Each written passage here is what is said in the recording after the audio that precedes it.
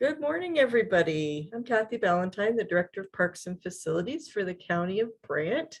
I'm going to share a few minutes with you this morning talking about various trail, hiking, paddling, all types of outdoor adventures that you can have in the County of Brant.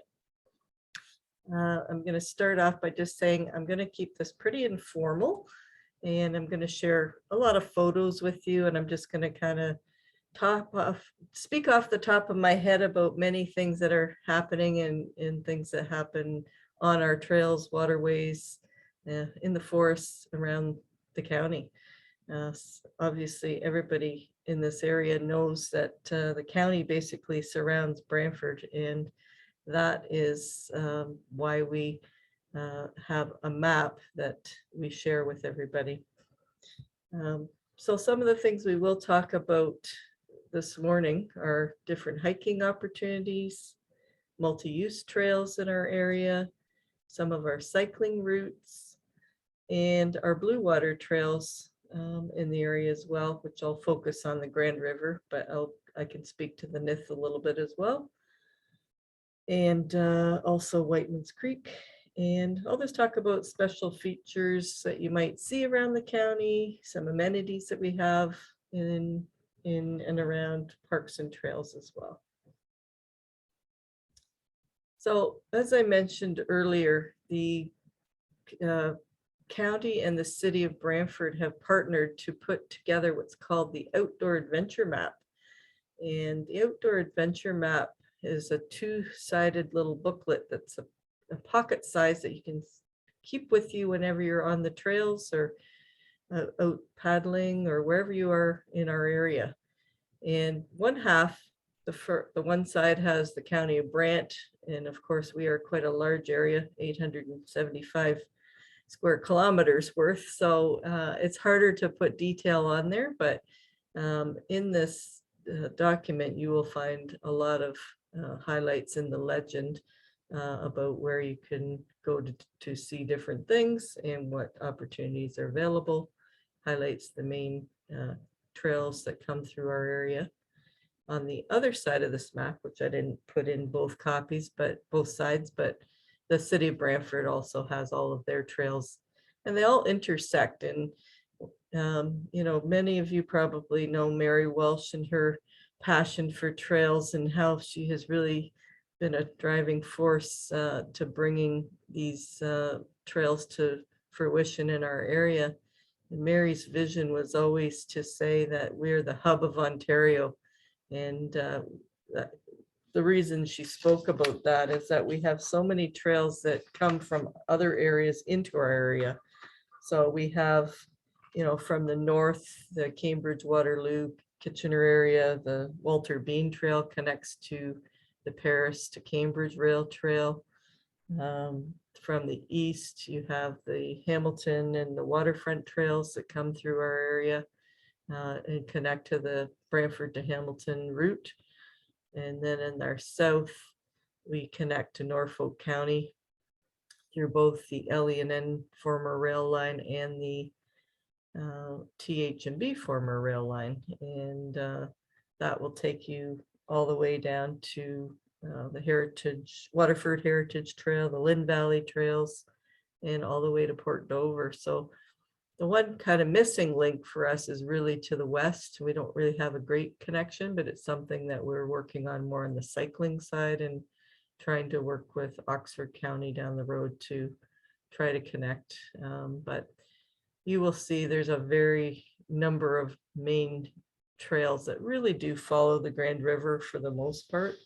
And we will be looking at those as well for future considerations as we work with the Grand Watershed Network group as well. And so we all work collaboratively together in our area through the Regional Tourism Organization. RTO3 is our area, and City of Brantford, GRCA, Hamilton Region Conservation, all of us are all involved trying to collaborate and make sure that we have the best opportunities for people to go to various places within the county. So I'm going to try to focus on a couple different areas. So I'll go to my next screen. Just talk a little bit about some of our hiking opportunities. And one of our newest assets in the county is only really technically a county-owned property for a few years is Barker's Bush. And for those who don't know where Barker's Bush is, it's been privately held lands that have been always kind of farmed, a good portion of it. But then there's also this woodland and meadows and some wetlands in this area. And it's part of basically almost like an escarpment feel right between along the Lift River. So if you go to Paris Lions Park off Laurel Street in Paris, you can access these trails from Lions Park. And also if you come in off the West River Road, Broadway Street area, there's also some trail parking at the top that you can walk down into this area, across the Nith River, and go up into Barker's Bush. It's about 100-acre property. The county did own some land in there, and we did with a developer, with Lasani, we did a land swap of some property so that we could protect these lands forever.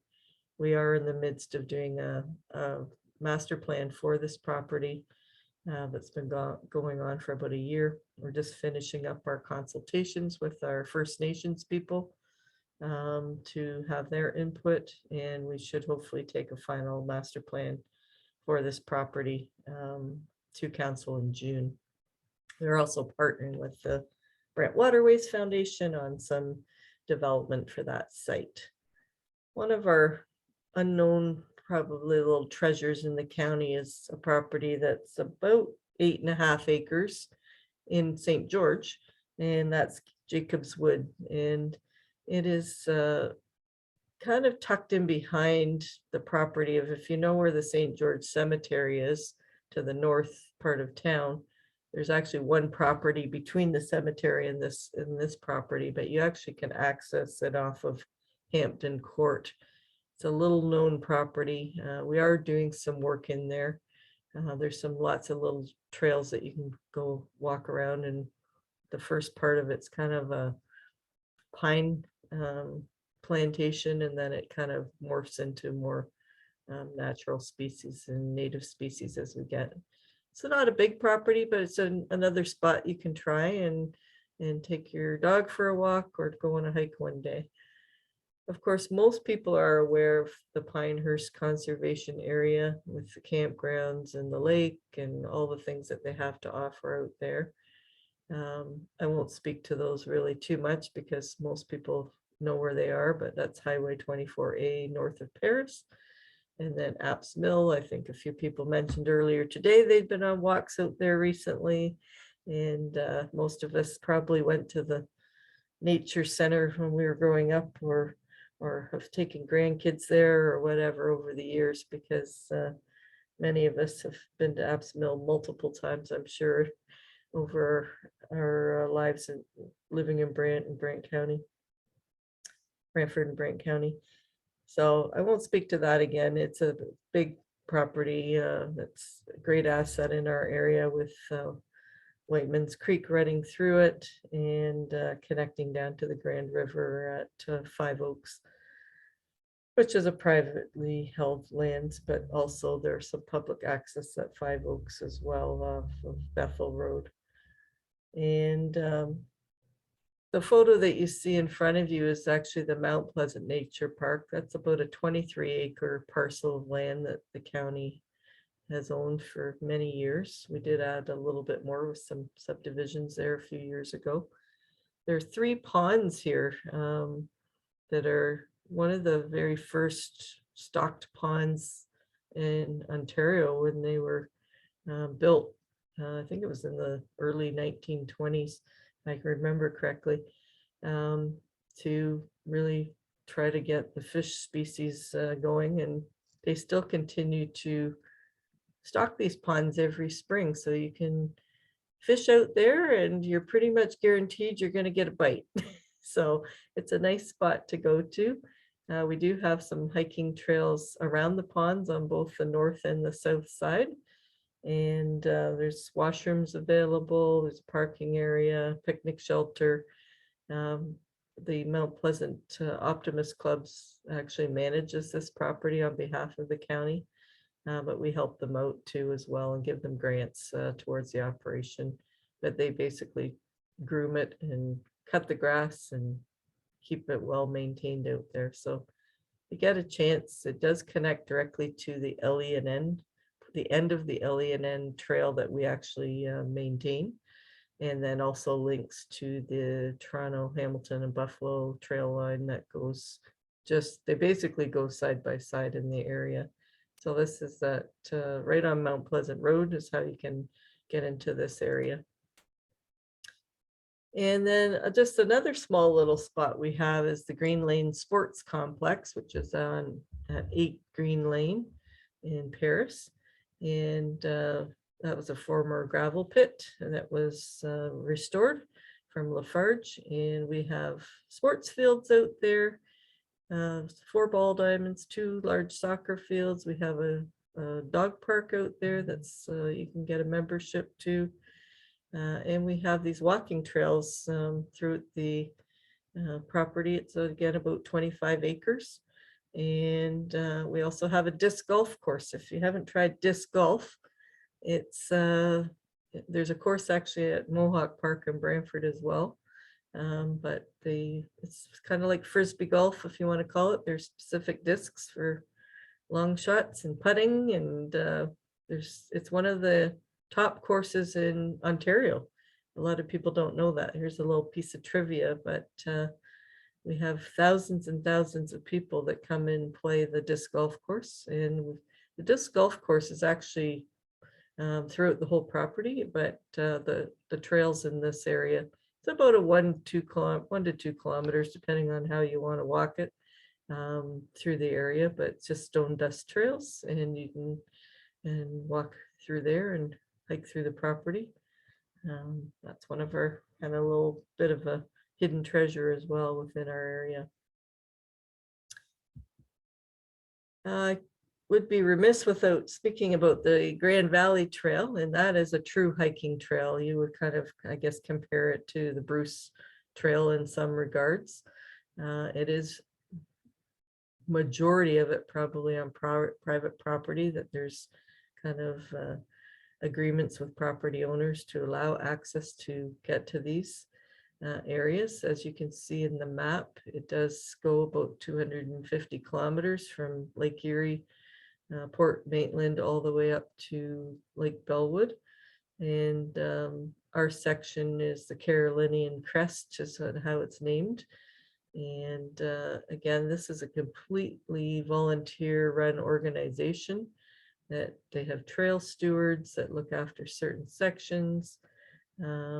I have put the link to their website, because all the notices about, if there's any maintenance happening or sections that are being rerouted, things like that, all the maps, you would need to go to their site to get them. But just actually down the street from my office here on Curtis Ave in Paris, there's a direct link there that comes off of the SC Johnson Trail between Brantford and Paris, and it kind of winds along the Grand River for the most part as well, but very much hiking trails. And you will see in this area quite a lot of areas you can access it, maybe the Two Heights area in Brantford, Brant County, Newport area, County Road 54. A lot of different areas you can get into this trail in Paris as well, in Glenmorris area. What you will see is, this is, like I said, more like your Bruce Trail, and you will only see trail blazes to find it. This is one of the photos I actually had on file. I had forgotten, I had taken a while ago, but you can kind of see a little bit of the image of the Grand Valley Trail in one of the signs here. But they really just use that blaze there on that tree, is just on Curtis Ave South, just off the road there, and that takes you back towards the river. So watch for those blazes, and there's a little bit of trivia again, or knowledge there about what those blazes mean, and keep going straight or to the left or to the right, and whether they're primary trails or side trails that you're accessing. So get out and try those. Those are fun spots to go, in different times of year. You can see different things. So everything's just turning green right now. So it's kind of fun and exciting to see all the little wildflowers and things popping up in different areas. I was out in Mount Pleasant yesterday, and I was like, oh, look at those little purple flowers. I don't know what they are, but I probably need to get my app out and try and figure out what all these flowers are, because there's so many of them. But it's lovely to see this time of year. I thought I'd just give a little highlight to something that we actually put together quite a few years ago. This is a little bit of a different take on hiking. It's more of a walking tour, just a historical walking tour. And it's might be of interest to some folks, but within this document, we have a brochure. It's on our website as well, if you want to download a copy of it, or pick one up at one of our community centers. We usually have these types of brochures sitting around if you want to pick them up, or one of the county offices. The Mount Pleasant walking tour really has a highlights of historic homes, some of the plaques. One of the plaques speaks to Emily Stowe, who was the first woman to practice medicine in Canada. And that was from back in the early 1900s, where she lived in this home in this area. There's a lot of interesting history. We have, about 22 historic homes and plaques that can speak to different things. This is just the one page of the brochure, but it does show you a walking tour basically up and down Mount Pleasant Road. And then there's a couple of loops if you choose to do between the L.E.N.N. Trail and the TH&B Trail, just to have a sense of how long it takes or to go that way. You've got some kilometer markings on there. I will caution you, Birch Road is under construction from Mount Pleasant Street out to the TH&B Trail right now. They're putting in some new sewers. We're actually expanding the parking lot at the Mount Pleasant Park.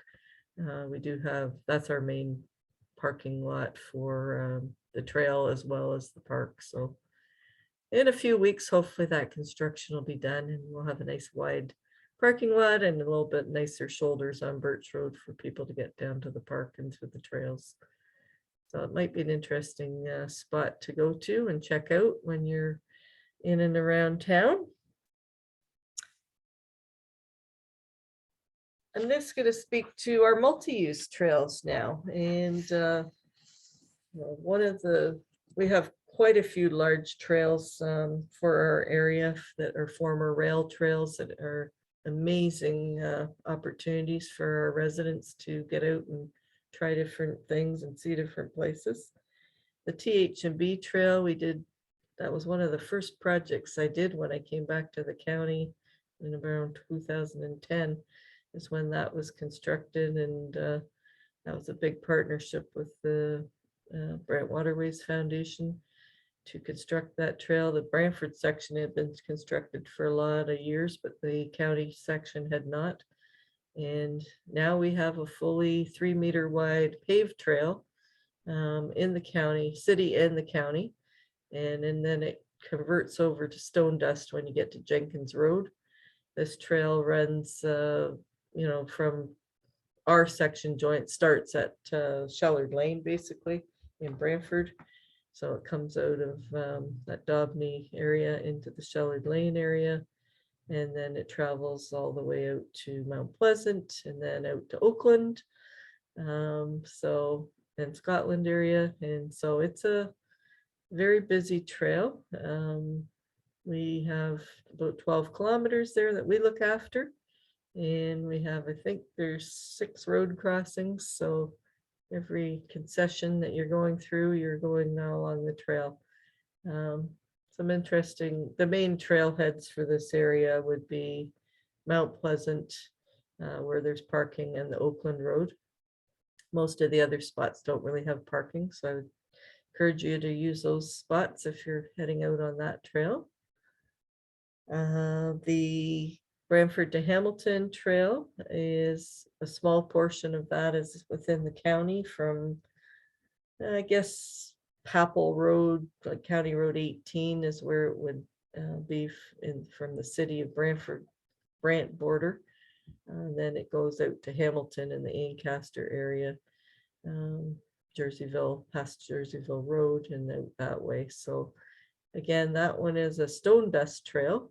Many use this with hiking, cycling, just walking dogs and things like that. But it is a big connection to Hamilton, and part of the Paris to Ancaster race happens on that trail as well. That happens every spring with about 2,500 riders in our area. So it's kind of a big traditional event that happens in this area.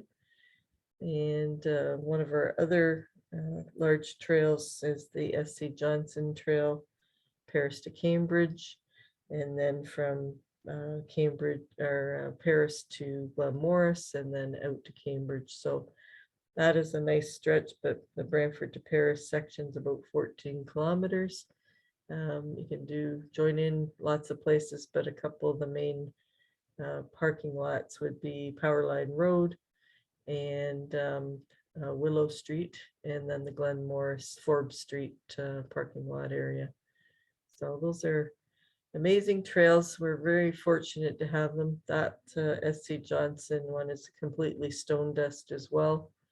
And the county of Brant maintains a portion of that. The city of Brantford maintains a portion, and the Grand River Conservation Area maintains a portion. So it can get kind of complicated about who to call, but like I said, we all work together. So if there's anything that needs to be reported, please give us a call and let us know if there's an issue, a tree down or something like that. We really appreciate people giving us the heads up, because there's a lot of kilometers to maintain, and our staff aren't out there every single day, but pretty much on a weekly basis during the peak season.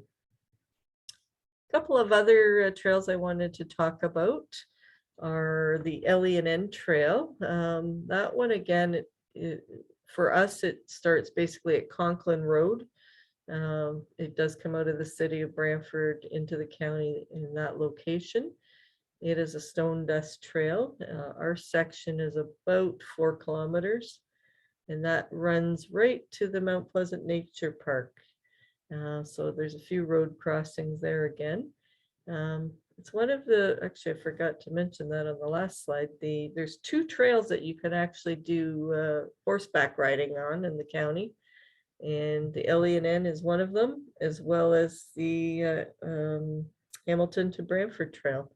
So if some people in the area do like to ride their horses on the trails, and we do make those available for that. The other trails are really just hiking, cycling, no motorized vehicles on any of the trails, although that can be a challenge at times for us.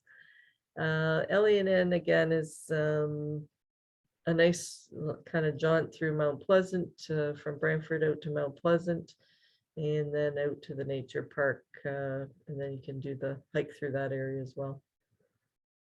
Art Cadman, Burford Lions Park, as well as Lions Way, which takes you from basically the 4 corners of Burford down Maple Ave and into Burford Lions Park. And there's a nice paved trail, so it goes basically alongside the road of Maple Ave on the east side of the road, crosses Whiteman's Creek with a nice bridge there beside a pedestrian bridge beside the road bridge, and takes you right into the park. Very picturesque. This is a picture of Whiteman's Creek in the fall that you'll see there, and it's pretty accessible, the creek. You can get pretty close to it. There's a nice large picnic shelter out there, and there's kind of 2 parts to this park. There's the closer part to Maple Ave, We have a long lane that we had partnership with the Lions Club to put in a concrete lane. It is unfortunately a park that floods pretty much every year. So there was quite a bit of erosion happening. So we've got a paved trail along the water's edge, but we've also got a nice concrete drive that takes you back to the shelter. One of the things we are looking at doing is putting a larger parking lot. Right now, you really have to park at Maple Ave and walk in. We just get a lot of vandalism if we don't keep the gate locked. But we would like to build a parking lot that's close to the washrooms that we have there. And then the rear part of that park is kind of a separate area. You've got a kind of a loop that goes in the back, and the one half is paved back, and then you do a nice paved loop in the back, and then you can come back out. A lot of people walk their dogs in this area from the Burford area, or come here just for the day. I will caution you, bring your bug spray, because in the spring, early mornings, you can get eaten alive out there, but it is a very nice area to walk in and have a nice picnic or whatever you would like to do out that way. The Nith River Trail in Paris, which basically runs along from, if people know Grand River Street, the Wendy's Variety, and behind that is where it kind of starts on the, I guess that would be the West Bank. And it goes up over the hills into just, which we call Distillery Lane, and then follows through into Lions Park on Laurel Street, and right through the park to the far end of the north end of the park, which there's 2 pedestrian bridges that have access from downtown Paris into Lions Park, and this 1 kilometer paved section, and then there's about a kilometer of hiking, real trail hiking that wouldn't be accessible. The part in the park itself is fully accessible, but once you kind of go up along the edge of the road and up of the top of Highway 2 is basically behind the Queens View retirement, which used to be Queens Ward School area. That's the trail is down below that, so it's quite hilly through there, but it's kind of a neat little footpath to get over to Grand River Street, and some interesting history. And we have some interpretive signs there that talk about the history of that area as well. So the Nith River Trail really has been a work in progress for about 10 years. We finally finished paving it. We did it in sections because we never have enough money to do the whole thing at one time, but it is paved now completely from the Mechanic Street Bridge to the Penman's Pass Bridge. And we added an interesting feature, which you see here, a little piece of it, and you'll see a couple photos later. It's a sensory trail. It's kind of one of only a few in Ontario. It's a completely guided trail with a rope. This is an early photo. You can't really see the rope in this photo. It's not installed yet, but I have a picture I'll show you later. Fully guided trail for visually impaired people. And there's a lot of experiences along this trail, whether they're all different types of senses, whether it's sound or things that you might touch, tactile things, some scents, that type of thing, of different things that you'll find through this section. And our accessibility staff worked really hard to put this trail together, and our staff have been implementing this for the best, I'd say, well, kind of started pre-pandemic, so I guess it kind of got finished a couple of years ago now. But it is interesting. You've got a lot of people really enjoy going there with children, grandchildren, and stopping at the various features and trying things out. I'll show you a few other photos of that later. Okay, so cycling. Some people are pretty avid cyclers, and we do have not a lot of infrastructure per se for cycling other than the roads right now. And some of our multi-use trails, of course, are used by cyclists, but some are more the road cycling routes. So just in the county, we actually have 7 routes which are on our outdoor adventure map. I'm not going to go into detail of them, but some of them, they really come through different areas of the county, whether it's St. George to Glen Morris, or it might be Paris to Falkland, or on the southeast part of the county, it would be the Canesville to Onondaga route. We're still in progress of putting up signage for this. It's a work in progress right now. But they are established kind of from a safety perspective of what roads are the safest to travel. So you will see those on our outdoor adventure map. So we don't really offer specific programming because we have groups in our community that do this, and the Brant Cycling Club and the Brant Peddlers and Paddlers. Those groups both have organized group rides or events that will happen throughout the year. On their websites, you will find all of their calendars that have when they're doing all their rides, and that's the best spot to check on and see what's happening in our community. We work pretty closely with both groups to try to, spread the word and get people out and trying out different things. The other, the bicycle circle, the Ontario by Bike, is also a really good resource, and they are pretty much all the premier kind of knowledge base for mapping of where you can cycle in Ontario.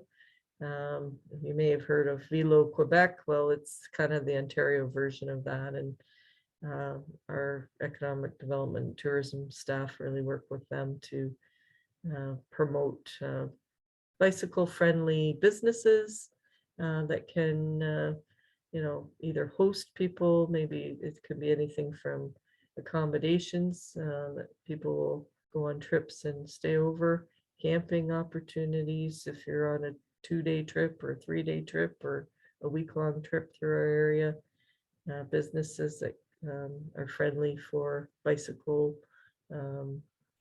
bike racks and things like that, so that you can go in and see those businesses easily. So I would suggest you check out their websites if you're interested, the Brant P&P and the Brant Cycling Club, and get the information from those organizations, and they'll be happy to have you join. And the Brant P&P, I'm going to their annual meeting later tonight in Paris at the Brant Sports Complex, and I'll see those folks later. I think a couple people might be on the call that may be there later.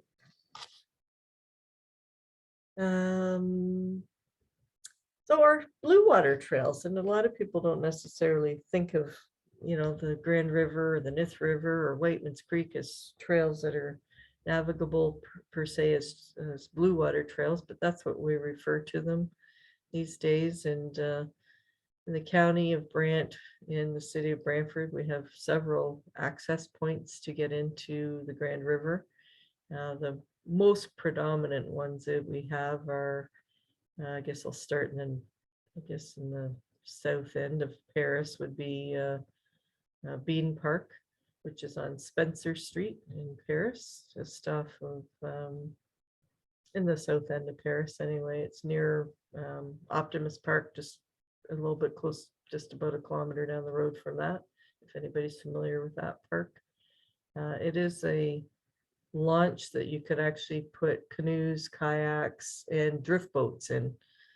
We do have a couple of outfitters in our area that do some fly fishing tours, and they will put drift boats in there. There's no motorized access in this part of the river. It's too shallow for that, but drift boats can go out for fishing and expeditions, etc. Bean Park, again, is a nice spot. We do have portable washrooms there, a small parking lot for people to access the river. And then right in Paris at the dam, we have the portage area on the south side of the dam. And of course, you can get out just before the train bridge and come up the steps, up the hill. It's a bit of a hike up that hill, so be prepared if you're bringing your kayak or canoe up. And we did just do quite a bit of work on this again from flooding and damage, but there's a nice paved portage area at Penman's Dam now. And we have a bit of a kiosk, and washrooms are at Sil Apps, and some extra parking at Sil Apps Community Center as well. And then we have the Eric Tomlinson Glen Morris access point, and it's a very busy section.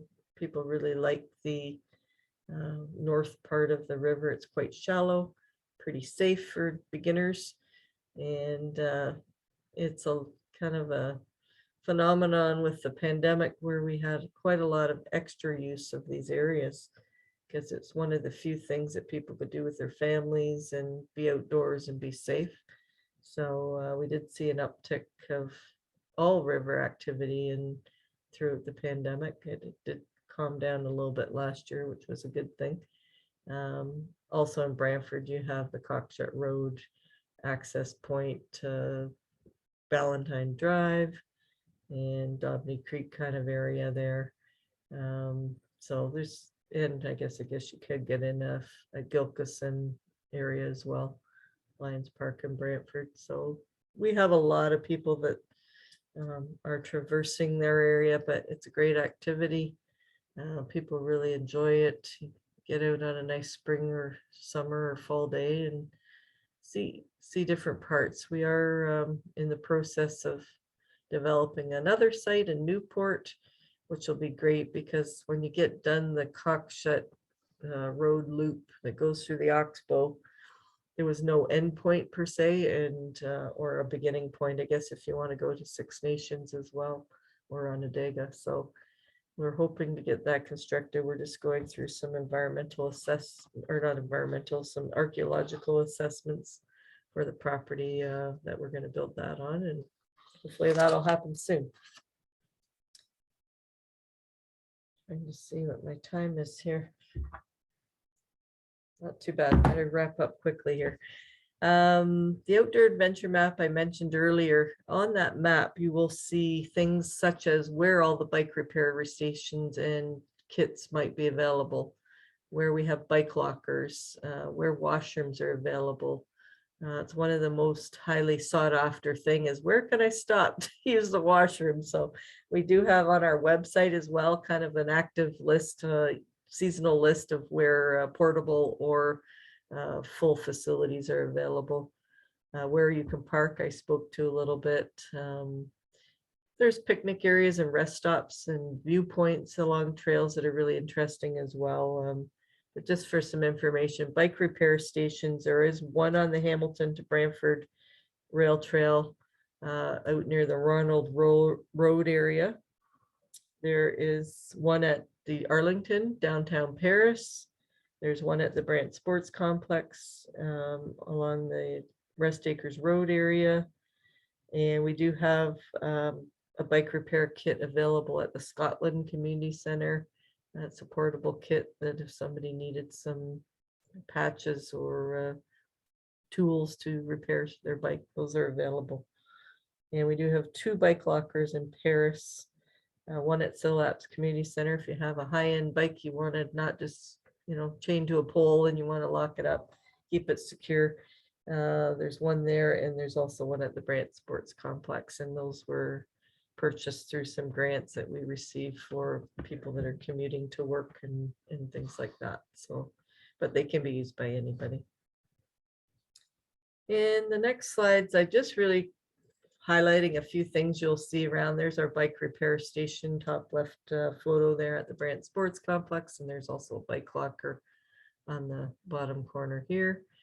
You'll see people, the thing about Brant County is really built on its agriculture, and so you get to see a lot of different crops and a lot of different activities that are happening along the rail trails in particular, because they all go through farmland. And different areas of the county are quite interesting, whether it's tobacco and, the Mount Pleasant area, or soybeans or corn or whatever it might be. So it's a lot of different things to see. Our trail signage, and I just showed you a couple photos here to give you an idea. In the county, all of our stuff has kind of got this burgundy color posts, And these are colors that we use, the light green, dark green, and kind of a blue. And we have the burgundy that kind of is a bit of contrast to catch your attention.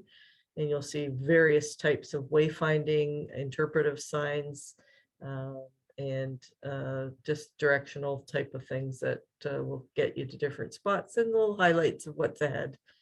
In there, you will see the Murray Overlook. That's one that the GRCA has that comes off of the Blue Lake Road area onto the Glen Morris Trail. This is a photo of our sensory trail at the bottom here left. We have some gaming tables, accessibility is available. Some benches that overlook, rest spots that you can stop and have a few moments along the trail. And then there's another shot. There's a little bee, climbing bee. So if the kids are out with you, want to have a little playtime along the way, that's great. One of the features we have, I have on this one photo in the middle here, is the accessibility of this gate for horses. So you'll see a few gates like this that have a lower section that a horse can just jump right over that. So it's kind of interesting little things that you might not notice, but different gates are put in for different reasons.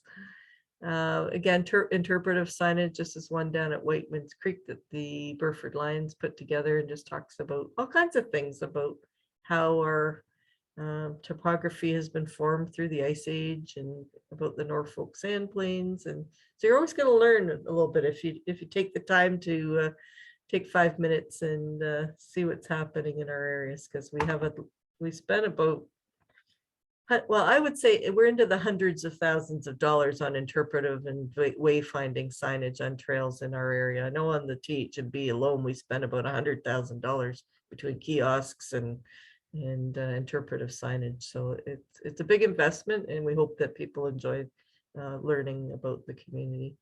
We have, I did want to mention, we are part of the Trans-Canada Trail. We did a couple events every once in a while just to highlight that. There is signage.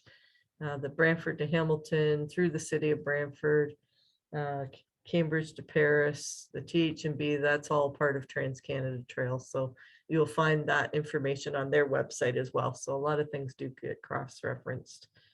And the, paddling opportunities. This photo on the bottom left is just north of the Paris Dam. One day there was a big group of people out there trying out different activities, and it's great to see people out in the river and enjoying that fresh air. This is a part of the German woolen mill that's on the SC Johnson Trail, or sorry, the Paris to Cambridge Trail section.